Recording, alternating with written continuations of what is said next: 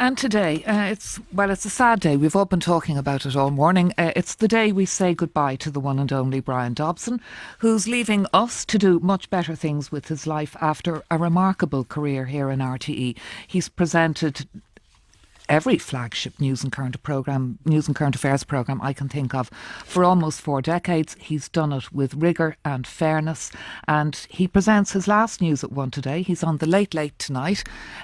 Here's our arts and media correspondent Evelyn O'Rourke's report.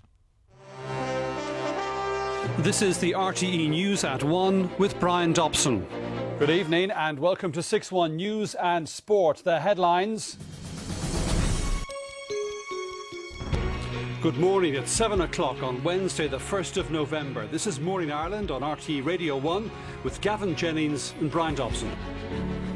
A very good evening to you and welcome to Election 2020, the Leaders' Interviews. During his 37 years at RTE, broadcaster Bryan Dobson has said he covered some extraordinary stories. Good evening and welcome to 6-1 from Manger Square in Bethlehem, where Pope John Paul II has celebrated Mass on the latest stage of his Jubilee pilgrimage to the Holy Land. Hijacked aircraft crash into the World Trade Center in Manhattan in New York. The 2 huge towers collapse.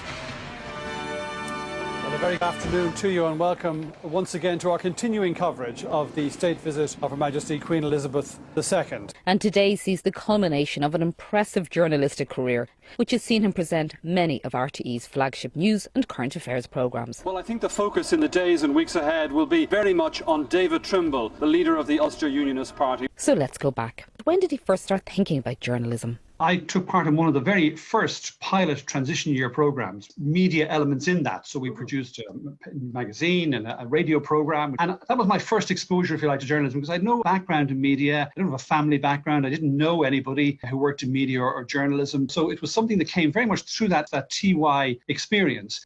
After studying media, Dubliner Bryan Dobson then ventured into pirate radio. It's 6 o'clock, Independent Radio News with Bryan Dobson. Good evening. The Minister for Posts and Telegraphs, Mr Wilson, has ordered an inquiry into this morning's robbery at the Central Sorting Office at Sheriff Street in Dublin. He went on to work with the BBC before joining the RTE newsroom in 1987. The first block of the Financial Services Centre here behind me should be completed by March of next year, with the third and final phase completed by 1991. In 1991, Bryan moved the role of presenter on news programmes and then was appointed anchor of the 6-1 News in 1996, a role he enjoyed for 21 years. Good evening. Welcome to 6-1. Also on the programme this evening. During that time, the programme covered a wide range of stories. All the parties at the Stormont talks have reached an historic peace agreement. Well, now we go to Castle Buildings and Bryan Dobson. Thank you, Una. Well, I'm joined now by our Northern Editor, David Davenpower. David, I suppose the first thing to be said this evening is that the atmosphere here is quite extraordinary. No one is in any doubt that this is a historic day. I've never experienced anything like it, Bryan. Always a firm favourite with audiences. They trust him. They trust his dogged and insightful interviews. At the time of this 38,000 that was raised for you in late 1993 and into 1994, you were Minister for Finance. His 2006 interview with the then Taoiseach Bertie Ahern was particularly significant. Perhaps the second most senior political position in the country. Did you have any qualms about taking this money? Then in 2017, Bryan Dobson moved on to become part of the presenting team at Morning Ireland. And after that, he moved on to take the helm of the News at 1, where he continued to calmly steer the show. Still to come this lunchtime. Reassuring listeners right through the COVID pandemic. Bryan McCrath, head of the COVID vaccine task force, on targets for immunisation, plans for mass vaccination, when the IT system will be ready. When Bryan Dobson announced his retirement plans earlier this year, the reaction from colleagues and audiences alike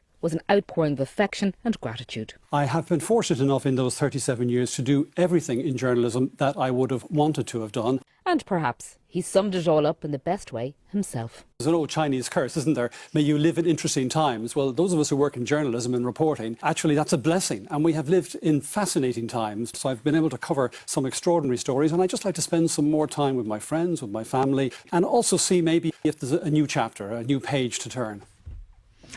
A new page to turn. He'll be turning lots of pages, I suspect. Yeah, you know, he said he was lucky to do everything, but he did everything with great style and great ability and great journalistic nous. We're really going to miss him as a friend and a colleague. I can't imagine a general election without him. I mean, you were talking about his Bertie Ahern interview earlier. Those leaders' interviews, just, simply the best. Isn't that the only way? The sheer sweep of that career, and it was as I listened to Evelyn's package there, you realise that career has been incredible in terms of the stories he's covered. Anyway, have a great day, Bryan. Enjoy the news at 1 later on. It's 9:01. We'll take a break.